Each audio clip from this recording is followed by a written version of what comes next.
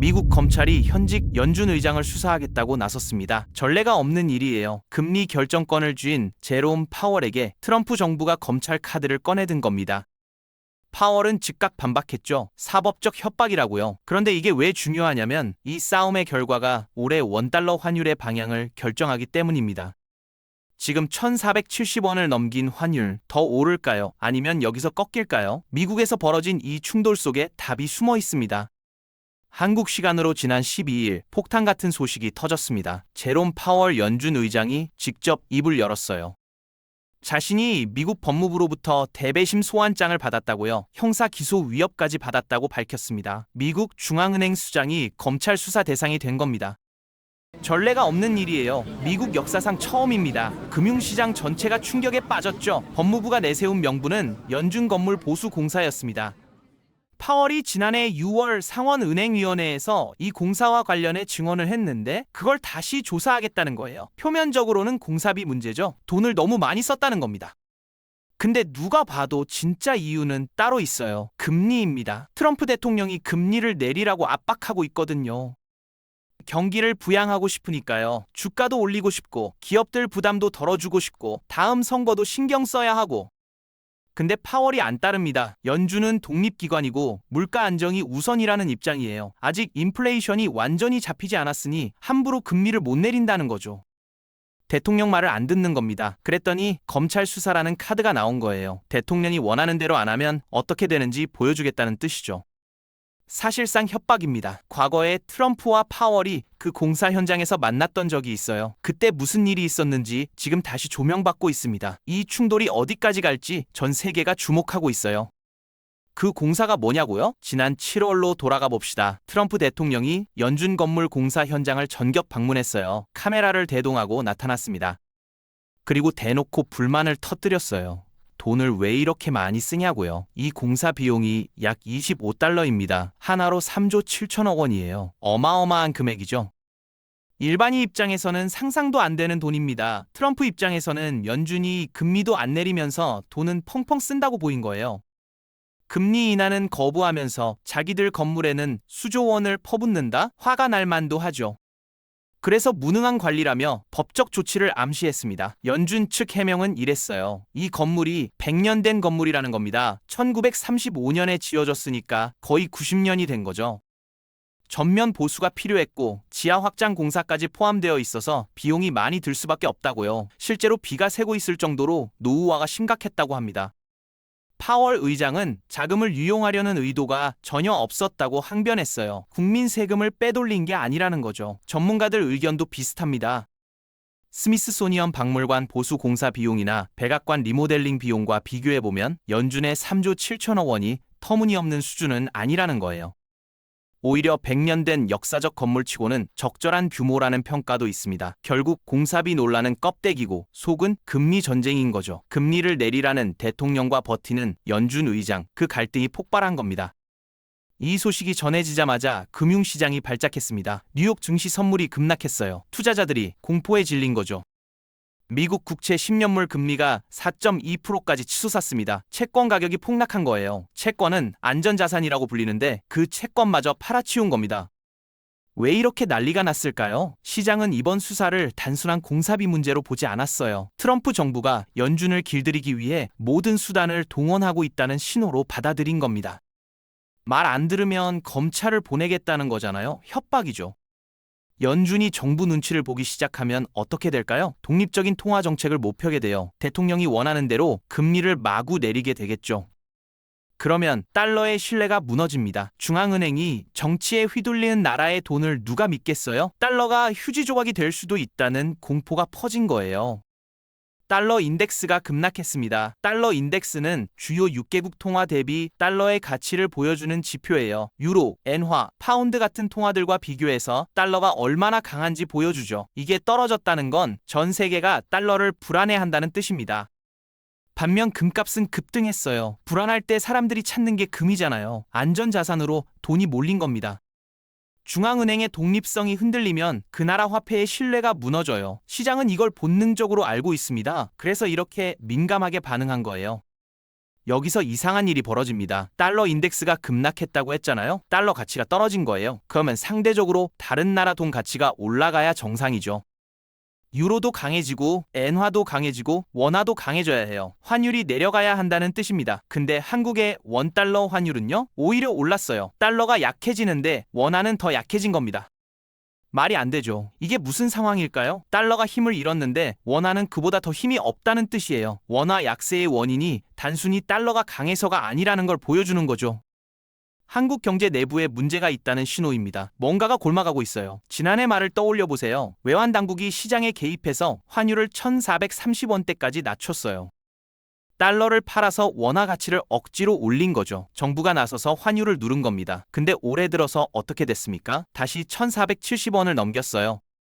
개입 효과가 사라진 겁니다. 인위적으로 누르니까 잠깐 내려갔다가 다시 튀어오른 거예요. 스프링을 눌렀다 놓으면 튕겨 오르잖아요. 그거랑 똑같습니다. 달러 가치가 떨어지는 상황에서도 원화가 동반 하락하는 현상, 이걸 디커플링이라고 부릅니다. 원래 같이 움직여야 하는데 따로 노는 거예요. 다른 나라 통화들은 달러 약세에 강해지는데 원화만 혼자 약해지고 있어요. 이건 한국 경제에 대한 신뢰가 그만큼 낮아졌다는 뜻입니다. 상당히 우려스러운 신호예요. 트럼프가 파월을 마음껏 압박할 수 있을까요? 그건 또 아닙니다. 미국 정부 내부에서 제동이 걸리고 있거든요. 재무장관 후보인 스콧 베센트가 트럼프에게 직접 조언했어요. 파월을 너무 공격하지 말라고요. 왜냐하면 공격을 많이 받으면 오히려 파월이 버티기에 들어갈 수 있다는 거예요. 지금 밀어붙이면 파월이 오기가 생겨서 임기를 연장하려고 할 수도 있고요. 역효과가 날 수 있다는 경고죠. 너무 세게 나가면 오히려 손해라는 겁니다. 공화당 의원들도 반발하고 있습니다. 같은 편인 공화당이에요. 트럼프를 지지하는 사람들이죠. 그런데 그들조차 트럼프에게 선을 긋고 있어요. 파월에 대한 과도한 압박이 계속되면 차기 연준 의장 인준을 거부하겠다고 나섰습니다. 대통령이 새로운 사람을 앉히려 해도 의회에서 맡겠다는 거죠. 연준의 독립성은 지켜야 한다는 초당적인 공감대가 있는 겁니다. 이쯤 되니까 트럼프도 한 발 물러섰어요. 파월에 대한 비판적인 태도는 유지하지만 법무부의 소환장 발부에 대해서는 나는 몰랐다며 선을 그었습니다. 책임을 회피하는 모습이죠. 직접 지시한 게 아니라는 뉘앙스를 풍긴 거예요. 내가 시킨 거 아니야. 법무부가 알아서 한 거야. 이런 식이죠. 미국은 이런 견제 장치가 작동하는 나라입니다. 대통령이 무소불위의 권력을 휘두르려 해도 의회가 여론이, 시장이 막아요. 이번에도 내부 제동 장치가 작동한 겁니다. 극단으로는 안 갈 거예요. 그렇다면 트럼프가 진짜 원하는 게 뭘까요? 금리 인하요? 그건 수단이에요. 진짜 목표는 따로 있습니다. 약한 달러예요. 달러 가치를 떨어뜨리고 싶은 겁니다. 이상하죠? 보통 강한 화폐가 좋은 거 아니에요? 달러가 세계 기축 통화인데 강하면 좋지 않나? 근데 트럼프 정부는 반대로 생각합니다. 미국의 핵심 경제 목표가 무역 적자 해소거든요. 미국이 다른 나라한테서 물건을 사는 것보다 파는 게 더 많아져야 해요. 수입보다 수출이 많아져야 한다는 거죠. 그러려면 미국 제품이 싸야 합니다. 미국 제품이 싸지려면 달러 값이 내려가야 해요. 쉽게 설명해 드릴게요. 한국 사람이 미국 물건을 살 때 달러가 비싸면 부담이 되잖아요. 환율이 1,500원이면 100달러짜리 물건이 15만 원이에요. 근데 환율이 1,200원으로 내려가면 12만 원이 되죠. 3만 원이나 싸지는 거예요. 미국 물건을 더 많이 사게 되겠죠. 미국은 한국, 중국, 일본 같은 나라들이 미국 물건을 더 많이 사주기를 원해요. 그러려면 달러가 약해져야 합니다. 그래서 연준의 금리를 내리라고 압박하는 거예요. 금리가 내려가면 달러의 매력이 떨어지고 달러 값이 내려가거든요. 달러를 들고 있어봤자 이자를 많이 못 받으니까 사람들이 달러를 안 사려 하는 거죠. 물가 안정을 위해서는 강달러가 좋아요. 수입품 가격이 싸지니까요. 근데 트럼프는 물가보다 무역 불균형 해소가 더 급하다고 판단한 겁니다. 이게 미국의 국익이라고 본 거예요. 트럼프 정부 초기에 무역 적자를 해결하려고 뭘 했죠? 관세였어요. 중국산 물건에 관세 때리고 한국산 철강에 관세 때리고 직접적인 무역 장벽을 세운 거죠. 수입품에 세금을 왕창 붙여서 안 들어오게 만드는 방식이었습니다. 근데 지금은 전술이 바뀌고 있습니다. 관세에서 환율로 초점이 이동하고 있어요. 지난해 APEC 정상회의를 전후로 변화가 감지됐습니다. 미국 관리들 입에서 관세 이야기가 줄어들었어요. 대신 환율 문제가 부각되기 시작했죠. 왜 그럴까요? 관세는 부작용이 커요. 상대국도 보복 관세를 때리니까 무역 전쟁이 되잖아요. 중국이 미국에 관세 때리면 미국도 중국에 관세 때리고 서로 치고받는 거죠. 미국 소비자들도 물건값이 올라서 불만이 생기고요. 중국산 가전제품이 비싸지면 결국 미국 국민들 지갑에서 돈이 나가는 거잖아요. 정치적 부담이 큽니다. 반면 환율은 다르죠. 달러 가치를 낮추면 미국 제품이 자연스럽게 싸져요. 관세처럼 노골적인 장벽이 아니니까 상대국도 직접적으로 반발하기 어렵습니다. 더 세련된 방법인 거예요. 미국이 원하는 시나리오는 이겁니다. 한국, 일본, 중국 같은 동아시아 국가들의 통화 가치가 올라가는 거예요. 원화, 엔화, 위안화가 강해지면 달러는 상대적으로 약해지잖아요. 그러면 미국 제품 가격 경쟁력이 생기고 수출이 늘어나고 무역 적자가 줄어듭니다. 관세라는 직접적인 칼 대신 환율이라는 보이지 않는 손으로 시장을 조정하려는 전략인 거죠. 실제로 움직임이 보이고 있습니다. 중국 위안화가 먼저 강세로 돌아섰어요. APEC 이후 미중 간의 긴장이 완화되면서 위안화가 힘을 받기 시작한 거죠. 미국이 중국을 살살 달래기 시작한 겁니다. 관세 전쟁으로 치고받던 분위기에서 협상 테이블에 앉은 거예요. 뭔가 주고받은 게 있어요. 그 결과 위안화가 오르고 있습니다. 이게 왜 중요하냐면 위안화가 동아시아 통화의 선행지표 역할을 하거든요. 중국 경제 규모가 워낙 크니까요. 위안화가 움직이면 다른 나라 통화도 따라가는 경향이 있어요. 한국 원화도 마찬가지입니다. 위안화 보고 따라가는 측면이 있어요. 지금 원화가 힘을 못 쓰는 이유 중 하나가 일본 엔화 때문이에요. 엔화가 약세를 보이니까 원화도 같이 끌려 내려가고 있거든요. 원화와 엔화가 동조화되어 있는 겁니다. 한국과 일본이 수출 경쟁 관계에 있다 보니 환율도 비슷하게 움직이는 거죠. 근데 일본도 마냥 엔화 약세를 내버려 둘 수가 없어요. 엔화가 약해지면 수입 물가가 올라가잖아요. 석유도 비싸지고 식료품도 비싸지고 일본 국민들이 물가 때문에 고통받고 있습니다. 결국 일본도 어느 시점에서는 엔화를 강하게 만들 수밖에 없어요. 그러면 엔화가 강세로 돌아서고 원화도 따라서 강해질 수 있습니다. 미국이 주도하는 약달러 강위안 구도가 자리 잡으면 원화도 반등할 가능성이 열리는 거예요. 지금 당장은 아니어도 흐름이 바뀔 수 있다는 겁니다. 그 타이밍을 지켜봐야 해요. 미국이 한국 환율을 어떻게 보고 있는지 아세요? 감시하고 있어요. 한국은 환율 관찰 대상국입니다. 미국 재무부가 한국 정부의 외환시장 개입을 매달 꼼꼼하게 들여다보고 있어요. 일거수일투족을 지켜보는 거죠. 왜 이렇게까지 할까요? 한국이 환율을 조작해서 수출 이득을 챙기는지 감시하려는 거예요. 환율을 인위적으로 낮춰서 한국 제품을 싸게 만들면 미국 입장에서는 손해니까요. 근데 재미있는 게 있습니다. 미국이 싫어하는 건 원화 가치를 떨어뜨리는 개입이에요. 달러를 사서 원화를 약하게 만드는 거요. 그러면 한국 제품이 싸지니까 미국 입장에서는 손해잖아요. 미국 제조업과 경쟁이 되니까요. 반면 원화 가치를 올리는 개입은요? 환영합니다. 오히려 좋아해요. 지난 연말에 한국 당국이 환율을 낮추려고 시장에 개입했잖아요. 달러를 팔아서 원화 가치를 올리려 한 거죠.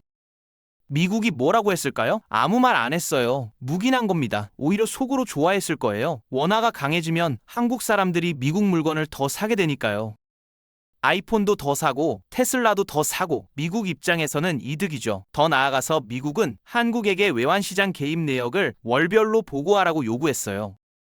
원래는 분기별이었거든요. 3개월에 한 번 보고하던 걸 매달 보고하라는 거예요. 더 자주, 더 자세히 들여다보겠다는 겁니다. 메시지는 명확해요. 원화 가치를 올리는 건 좋아. 근데 떨어뜨리는 건 절대 안 돼. 자, 이제 퍼즐이 맞춰지기 시작합니다. 트럼프와 파월의 충돌, 그 이면에 숨겨진 미국의 진짜 의도는 뭘까요? 달러 가치를 낮추고 무역 상대국의 통화 가치를 올리는 겁니다. 약달러 강위안, 이게 미국이 원하는 구도예요. 달러는 약하게, 다른 나라 돈은 강하게. 그래야 미국 물건이 싸지고 수출이 늘어나고 무역 적자가 줄어드니까요. 중국 위안화는 이미 강세로 돌아섰습니다. 미국과 중국이 협상 테이블에서 뭔가를 주고받은 거예요. 미국은 한국과 일본에게도 비슷한 흐름을 요구하고 있어요.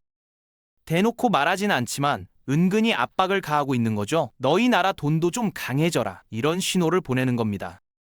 이게 한국 환율에 어떤 의미가 있을까요? 환율 상단을 누르는 역할을 합니다. 원달러 환율이 마구잡이로 치솟는 걸 막아주는 버팀목이 생기는 거예요. 미국이 원화 가치 하락을 원하지 않는다는 명확한 시그널이잖아요. 이건 불안한 외환 시장에서 굉장히 중요한 의미를 가집니다. 환율이 1,500원, 1,600원까지 폭등할 거라는 공포가 있었잖아요. 한국 경제 망한다, 원화 휴지된다, 이런 말들이 돌았죠. 근데 미국이 그걸 원하지 않는다면 이야기가 달라지는 겁니다. 물론 한국 경제 내부의 구조적 문제는 여전히 남아 있습니다. 원화가 스스로 강해지기는 어려워요. 하지만 외부에서 환율 상승을 막아주는 힘이 생긴 겁니다. 미국의 이익과 한국의 환율 안정이 우연히 맞물린 거예요. 정리해 드릴게요. 미국 내부의 정치적 갈등이 역설적으로 한국 환율의 희소식이 됐습니다. 트럼프가 약달러를 원하고 미국이 무역 상대국 통화 강세를 압박하는 상황. 이게 원화의 추가 폭락을 막아주는 외부 방어선이 된 거예요. 한국 경제 체력만으로는 원화가 강해지기 어렵습니다. 하지만 미국의 정책 방향이 환율 상단을 눌러주고 있어요. 올해 환율은 한국의 힘이 아니라 미국의 의지에 따라 움직일 가능성이 높습니다. 앞으로 미국의 환율 정책 변화를 주시하세요. 그게 원화의 방향을 결정할 겁니다.